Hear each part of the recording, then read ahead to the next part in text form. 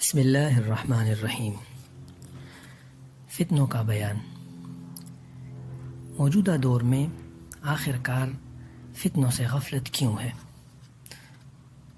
مدت دراز سے عالم اسلام طرح طرح کے فتنوں کا شکار چلا آ رہا ہے۔ یہ فتنے بیرونی بھی ہیں اور اندرونی بھی۔ ان فتنوں میں ایسے فتنے بھی ہیں جن کا اثر مسلمانوں کے عقائد پر ہوا، اور کچھ فتنے ایسے بھی تھے جن کا اثر اعمال پر ہوا۔ کچھ فتنوں نے ظاہری جسموں کو متاثر کیا تو کچھ فتنوں نے مسلمانوں کے دلوں پر حملہ آور ہوئے اور دل میں بزدلی، بخل، بغض اور حسد بھر کے رکھ دیا۔ بعض فتنے ایسے تھے جنہوں نے ہمارے معاشرتی نظام کو تہ و بالا کرنے کی کوشش کی۔ کچھ فتنے گھروں میں خیر و برکت لوٹ کر لے گئے تو کچھ نے اہل خانہ کے دلوں میں تفریق پیدا کی۔ باپ و بیٹا ایک دوسرے کے لیے اجنبی بن گئے۔ ماں بیٹی کے درمیان وہ الفت و محبت باقی نہ رہی۔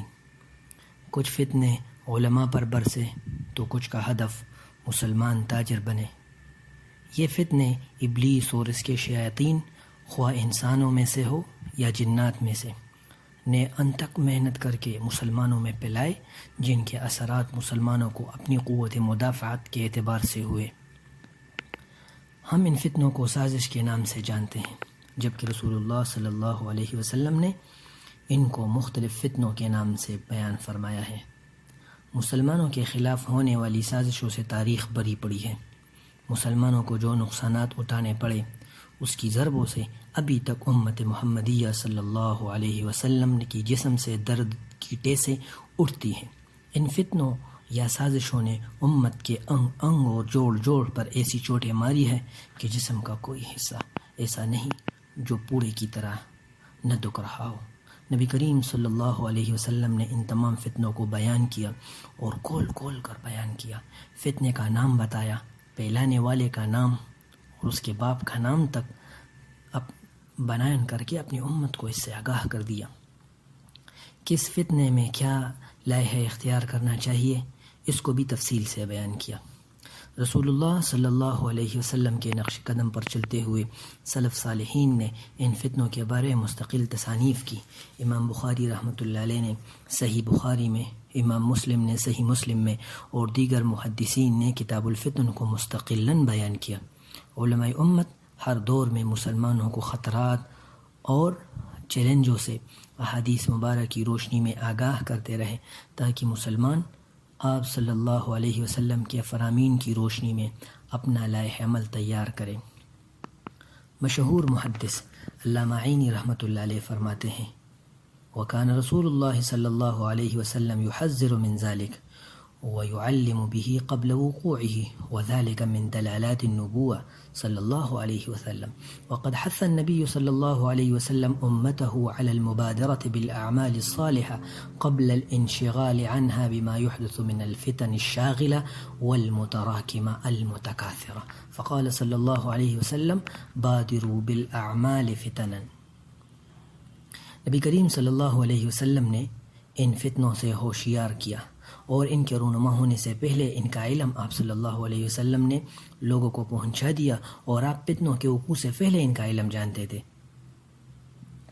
یہ آپ صلی اللہ علیہ وسلم کی نبوت کے دلائل میں سے ہے، اور نبی کریم صلی اللہ علیہ وسلم نے ان غافل کر دینے والے، پہ در پہ آنے والے اور ایک سے بڑھ کر ایک فتنوں کے ظاہر ہونے سے پہلے اپنی امت کو نیک اعمال کرنے میں سبقت کرنے پر ابھارا۔ موجودہ دور میں ایسے فتنے برس پڑے ہیں جیسے آسمان سے بارش برستی ہے۔ تاریک فتنے گٹا ٹوپ اندھیری رات کے مانند کہ ہاتھ بھی سجائی دے۔ فتنے ہی فتنے ہیں، فتنے مال کو لیجئے۔ اس فتنے نے لوگوں کو اپنی لپیٹ میں ایسا لیا ہے کہ اللہ کو چھوڑ کر مال ہی کو معبود بنا لیا ہے۔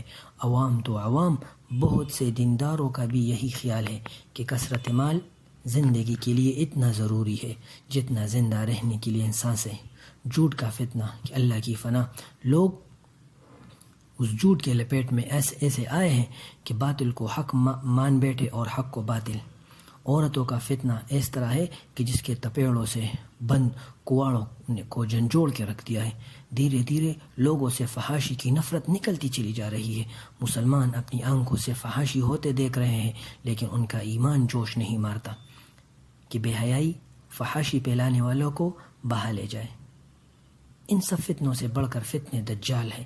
سلف صالحین کے مقابلے میں ہم لوگ تاریخ انسانیت کے اس بھیانک ترین فتنے سے قریب ہو چکے ہیں۔ چنانچہ اب بھی ان فتنوں کو بیان کرنے کا وقت نہیں آیا تو کب آئے گا؟ نبی کریم صلی اللہ علیہ وسلم کی احادیث مبارکہ کو لوگوں تک پہنچانے کا اگر یہ وقت نہیں تو پھر کون سا وقت ہوگا؟ اب جب کہ امت گردن تک فتنوں میں ڈوب چکی ہے، اگر اب بھی ان کو نور نبوت کی کشتی میں نہ بٹھایا گیا تو قیامت کے دن کس سے سوال کیا جائے گا؟ تاریک راتوں میں بھٹکتی ٹامک ٹوئیاں مارتی حیران و سرگردان اس امت کو اگر اب بھی علماء حق نے انگلی نہ پکڑائی تو پھر کون ان کو راہ دکھائے گا؟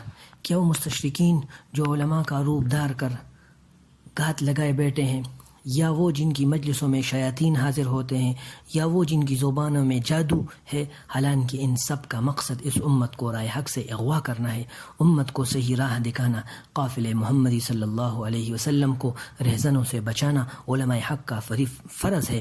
وہی اس لائق ہے کہ اس موضوع پر ہم قلم اٹھائیں، ہم اس بارے میں تقریریں کریں اور صحرا کا سکوت توڑیں۔ حالات اس بات کا تقاضا کر رہے ہیں کہ لوگوں کو بتایا جائے کہ ڈر ڈر کر، چپ چپ کر، سسک کر جینے سے زندگی کی آسان سے دراز نہیں ہوتی۔ حق کو بیان کرنے یا دجال کو دجال کہنے سے لکھی ہوئی سانسوں کو دنیا کا کوئی طاقت کم نہیں کر سکتی۔ جو راحت و پریشانی مقدر میں لکھی جا چکی سو لکھی جا چکی، اس کو ساری اتحادی افواج بھی مل کر نہیں بدل سکتے۔ کامیابی اسی میں ہے کہ بندہ سب کچھ اپنے آقا کے لیے قربان کر دے، محبت ہو یا نفرت، آسائش ہو یا آزمائش، سب اللہ تعالیٰ کے لیے ہے۔